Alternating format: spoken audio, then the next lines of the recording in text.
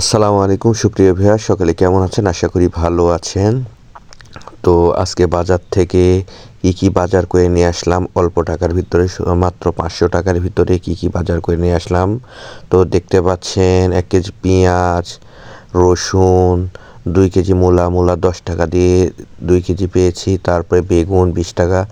তো সিম বিভিন্ন রকম বাজার করে নিয়ে আসলাম মাত্র 500 টাকাতে। আজকে সবজির দাম অনেক কম।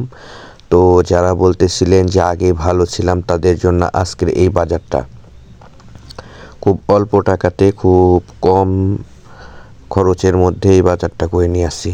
শুধু 500 টাকার মধ্যে এতগুলো বাজার করছি।